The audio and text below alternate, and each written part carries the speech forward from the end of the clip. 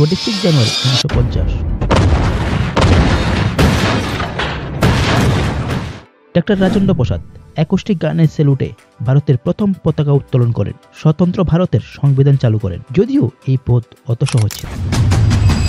আমরা যদি ইতিহাসের পাতা উল্টে দেখি তাহলে জানতে পারবো আমাদের এই অধিকার ও সংবিধানের পিছনের লড়াই ছিল অত্যন্ত চ্যালেঞ্জিং। আসলে আমরা ছিলাম ব্রিটিশের দাসত্বের শিকার। নমস্কার বন্ধুরা, সাথে আমি সঞ্জয়, দেখছেন আপনাদের চ্যানেল ক্লিয়ারিটি।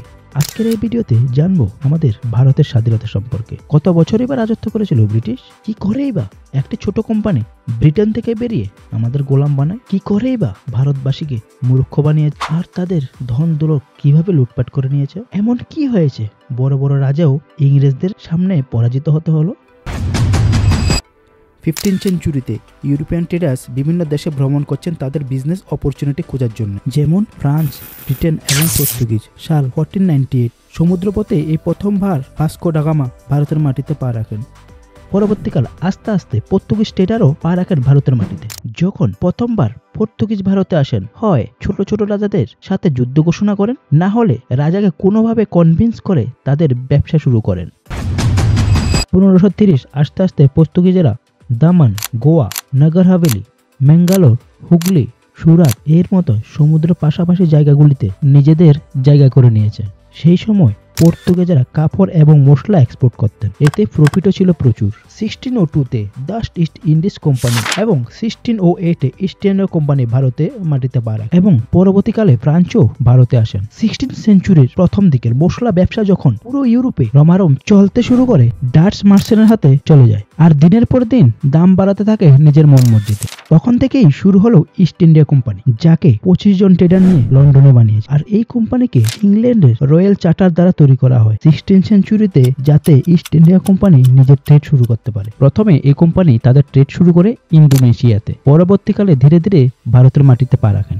আর সেই সময় কোম্পানির ক্যাপ্টেন ছিলেন উইলিয়াম হকেন এবং অন্ধ্রপ্রদেশেও নিজেদের একটা ফ্যাক্টরি তৈরি করেন। পরবর্তীকালে ইস্ট ইন্ডিয়া কোম্পানি সুরত সহ পুরো ভারতবর্ষে তাদের নিজেদের বিজনেস এক্সপেন্ড করতে শুরু করে। 1707-এ মুঘল এম্পায়ার ঔরঙ্গজেবের মৃত্যুর পর পুরো মুঘল এম্পায়ারই ছোট ছোট সাম্রাজ্যে বিভক্ত হয়ে যায়। ফলে মুঘল সাম্রাজ্যগুলির দুর্বলতা সুযোগ নিয়ে ইস্ট ইন্ডিয়া কোম্পানি জায়গায় জায়গায় তাদের ফ্যাক্টরি খুলতে শুরু করে এবং তাদের নিজেদের আর্মি বাড়াতে থাকেন। এর মধ্যে দিয়েই সাল 1766 সিরাজদৌল্লা বাংলার নবাব হন। ইস্ট ইন্ডিয়া কোম্পানি মুঘলদের দুর্বলতা দেখে বাংলার বুকে মন মর্জি বিজনেস করতে শুরু করে এবং সিরাজের শত্রুদের নিজেদের কন্ট্রোলে নিয়ে আসে। এসব দেখে সিরাজদৌল্লা রাগান্বিত হয়ে ক্যালকাটার ফোর্ট উইলিয়াম পোর্টে হামলা করে দেয়। এই হামলাতে কিছু ব্রিটিশ অফিসার মারা যায় এবং কিছু অফিসারকে বন্দী করে দেয়। এটি ছিল ব্রিটিশের হিস্ট্রিতে প্রথম, তাই ব্রিটিশ হিস্ট্রিতে black hole tragedy of Calcutta বলে জানা যায়। এই অ্যাক্সিডেন্টের পর ব্রিটিশের পুরোপুরি টার্গেট ছিল সিরাজদৌল্লার উপর, কিভাবে সিংহাসনচ্যুত করা যায়। পরে ব্রিটিশ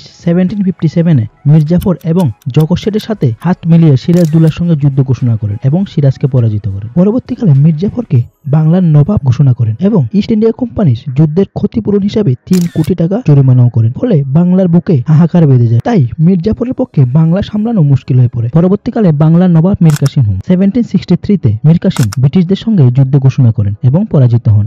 বাংলা থেকে বেরিয়ে আসার পর মীর কাসিম বুঝতে পেরেছিল ব্রিটিশদের সাথে একা লড়াই করা সম্ভব নয়, তাই হাতে 2 রাজা শাহ আলম II এবং সুজা-উদ-দৌলা এর সাথে মিলিত হয়ে আবার যুদ্ধ ঘোষণা করেন। কিন্তু 3 রাজা হওয়া সত্ত্বেও ব্রিটিশদের কাছে আবার পরাজিত হতে হয়। এই বিশাল যুদ্ধ ব্যাটেল অফ বক্সার নামে পরিচিত হয়। ফলে পুরো বাংলার পাওয়ার ব্রিটিশ গভর্নমেন্টের কাছে চলে আসে। যে ট্যাক্স নবাব কালেক্ট করত, সেই ট্যাক্স এখন ব্রিটিশ গভর্নমেন্ট করে। রবার্ট ক্লাইভ হয়ে যায় গভর্নমেন্ট অফ বাংলা। সাথে ভারত থেকে প্রচুর পরিমাণে ধন সম্পদ ব্রিটেনে নিয়ে যেতে শুরু করে। 1800 সাল আস্তে আস্তে সাধারণ জনতার পরিস্থিতি অনেকটাই খারাপ হয়ে গেছে। প্রজাদের উপর ট্যাক্সের পরিমাণ বেড়ে চলে। পুরো দেশে রাজাদের সিংহাসনত করা হচ্ছে এবং ব্রিটিশ শাসনে নিয়ে আসে। ফলে জমিদার ও রাজা ব্রিটিশ রুল এর এগেনিস্ট হতে লাগে। 1857 সালে হঠাৎ একটি ভারতীয় সেনার ক্যাম্পে খবর ছড়িয়ে পড়ে যে কার্টিজে গরুর চামড়া এবং শুকরের চামড়া ব্যবহৃত হয়। হিন্দু মুসলিম সৈন্যরা তৎক্ষণাৎ ক্ষুব্ধ হয়ে ওঠে এবং ব্রিটিশের বিরুদ্ধে বিদ্রোহ পরিকল্পনা করে। মঙ্গল পান্ডে, যিনি একজন ব্রাহ্মণ ছিলেন এবং ব্রিটিশের সেনাবাহিনী হিসেবে কাজ করতেন, তিনিও কিছু সহযোদ্ধাদের নিয়ে ব্রিটিশের বিরুদ্ধে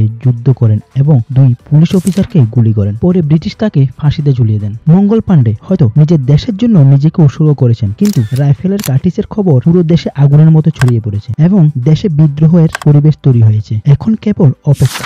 জরুরি এখন একটি নির্দেশকের, জমিদার ও রাজা। এসব দেখে ঝাঁসি রানী লক্ষ্মীবাই, নানা সাহেব, টেটিয়া টুপি, হযরত মুহাম্মদ, কুয়ার সিং এর মতো রাজা ব্রিটিশদের সাথে যুদ্ধ করার জন্য মাঠে নেমে পড়ে। মুঘল সম্রাটের নেতৃত্বে 1857 সালে 30 মে বিদ্রোহ নির্ধারণ করে, কিন্তু লিমিটেড ওয়েপন এবং রিসোর্সের কারণে সকলকে পরাজিত হতে হলো ব্রিটিশের কাছে। পরবর্তীকালে ভারতীয়দের কাছে এই যুদ্ধ the first war of independence নামে পরিচিত। তারপর ব্রিটিশ গভর্নমেন্ট এই সিদ্ধান্তে আসে যে ইস্ট ইন্ডিয়া কোম্পানি আর ভারত পরিচালনা করতে পারবে। তাই 1858 সালে ব্রিটিশ গভর্নমেন্টের কাছে ইস্ট ইন্ডিয়া কোম্পানি হস্তান্তর করে। দেশের ট্যাক্স কালেকশনও ব্রিটিশ গভর্নমেন্টের কাছে। সব ইন্ডিয়ানকে রিলিজিয়ন ফ্রিডম দেওয়া হয়। দেশের মধ্যে রিপ্রেজেন্টেটিভ হিসেবে রাখা হয় লর্ড ক্যানিংকে। ফলে ব্রিটিশেরা নিজেদের মতো রুল রেগুলেশন তৈরি করে। কৃষকেরা নিজের জমিতে ফসল ফলাতে গেলেও নাকি দিতে হবে কর। এই কর আদায়ের দায়িত্ব ছিল জমিদারদের উপর। তাই কৃষকেরা নিজের জমিতেই ভাড়াটিয়া হয়ে উঠেছে। প্রথমবারের মতো সমগ্র ভারতবর্ষে ব্রিটিশের শাসন শুরু হয়। সাল 1919 আসে ভারত সরকার। ভারত মন্ত্রীদের দায়িত্ব ছিল হেলথ,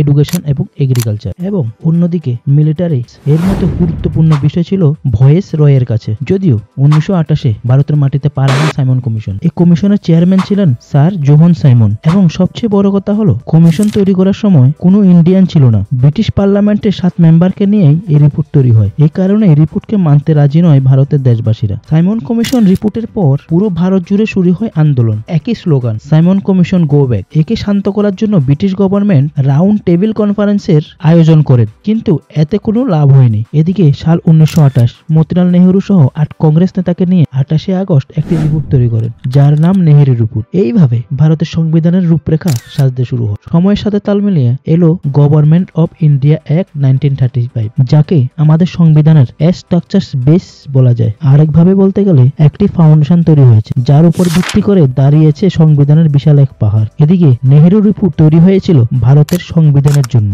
যদিও একটি ঐক্যবদ্ধ ভারতের লক্ষ্য নিয়ে তৈরি হয়েছে। এটি মুসলিম সম্প্রদায়ের চাহিদা যথাযথভাবে সমাধান করতে ব্যর্থ হয়। এর ফলে মুসলিম লীগ এবং কংগ্রেসের মধ্যে সংঘাত সৃষ্টি হয়। যদিও এত সংঘাতের কারণে আমাদের ভারতের নেতারা এগিয়ে চলে। সাল 1945 সকল পার্টির অনুমতিতে একটি নকশা তৈরি হয়, যেখানে সর্বজনীন প্রাপ্তবয়স্ক ভোটাধিকারী, স্বাধীনতা এবং সংখ্যালঘুদের অধিকার রক্ষার বিষয়ে যত্ন নেওয়া হয়েছে। এর পাশাপাশি ভারত ছাড়ো আন্দোলন এবং আজাদ হিন্দ ফোর্সের সাহসিকতা ব্রিটিশদের ভারতের উপর অনন্তকাল শাসন করার স্বপ্নকে চূর্ণ বিচূর্ণ করে দেয়। আর যেভাবে ভারতীয় জাতীয় আন্দোলনের শক্তি সঞ্চয় করতে থাকে, তেমনি ব্রিটিশ সরকারের উপর সংবিধান তৈরির চাপ বাড়তে থাকে। এত কিছুর মাঝ থেকেও 9 ডিসেম্বর 1948 নিউ দিল্লি কনস্টিটিউশন হলে প্রথম বৈঠক অনুষ্ঠিত হয়। এই বৈঠকে মহাত্মা গান্ধী ছাড়া সে সময়ে প্রায় সমস্ত জাতীয় আন্দোলনের বিশিষ্ট ব্যক্তিরা উপস্থিত ছিলেন। তবে মুসলিম লীগ ওই বৈঠককে বয়কট করেন, কারণ তারা ভারতকে 2 ভাগে বিভক্ত করতে চেয়েছিল এবং একটি নতুন দেশ পাকিস্তানের দাবি জানিয়েছিল। সেই কারণে প্রথম বৈঠকে মোট 207 জন সদস্য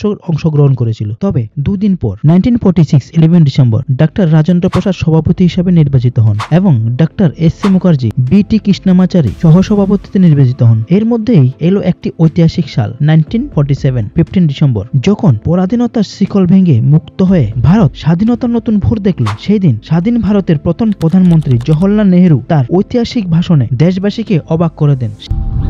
1 year ago, we made a tryst with destiny, and now the time comes when we shall redeem our pledge, not wholly or in full measure, but very substantially. At the stroke of the midnight hour, when the world sleeps, India will awake to life and freedom. সেই ভাষণ ইতিহাসের পাতায় ট্রিস্ট with destiny নামে অমর হয়ে আছে। স্বাধীনতার পর সংবিধান নির্মাণ প্রক্রিয়া আরো দ্রুত শুরু। এই সংবিধান তৈরি প্রক্রিয়া অনেক চ্যালেঞ্জিং ছিল, কারণ উপযুক্ত সামগ্রী সংগ্রহ এবং তার সঠিক ব্যাখ্যা করা অত্যন্ত কঠিন কাজ। তাই সাল 1947 29 আগস্টে একটি কমিটি গঠন হয়। এই কমিটির সভাপতি হিসাবে ডক্টর ভীমরাও আহমেদকে নির্বাচিত করা হয়। ডক্টর ভীমরাও আহমেদকের নেতৃত্বে সংবিধানকারীরা বিশ্বের 60টি দেশের সংবিধান অধ্যয়ন করেন। এরপর 1948 8 নভেম্বর সংবিধানের কাজ সম্পূর্ণ হয় এবং প্রেম বিহারী নারায়ণ লেখার কাজ করেন এবং শান্তিনিকেতনের শিল্পীদের দ্বারা প্রতিটি পৃষ্ঠায় অলঙ্কিত করা হয়। এভাবে মোট 2 বছর 11 মাস এবং 18 দিন বিশ্বের বৃহত্তম গণতন্ত্রের সংবিধান তৈরি হয়। 1949 সাল 26 নভেম্বর সংবিধান আনুষ্ঠানিকভাবে গ্রহণ করা হয় এবং এতে 15 জন মহিলা সহ 284 জন সদস্য স্বাক্ষর করেন। সংবিধান কার্যকর দিন হিসাবে 1930 সালের পূর্ণ স্বাধীনতা দিবসের স্মৃতিকে উদ্দেশ্য করে 26শে জানুয়ারি 1950 তারিখ নির্ধারণ করা হয়। ওই দিন ভারত একটি সার্বভৌম গণতান্ত্রিক প্রজাতন্ত্র হিসেবে ঘোষিত হয় এবং ডক্টর রাজেন্দ্র প্রসাদ দেশের প্রথম রাষ্ট্রপতি হিসাবে শপথ গ্রহণ করেন। সেই ঐতিহাসিক দিনটি ভারতের ইতিহাসে সোনার অক্ষরে লেখা হয়ে আছে। হ্যাঁ, আরেকটি কথা, ব্রিটিশ আমাদের দেশে রাজত্ব করেছিল 200 বছর এবং নিয়ে গেছে $45 ট্রিলিয়ন। টাকায় বলতে গেলে 45 লাখ করোড়। ওকে বন্ধুরা, আজকে অতটুকু। দেখা হবে অন্য কোনো ঐতিহাসিক ভিডিও নিয়ে। ধন্যবাদ।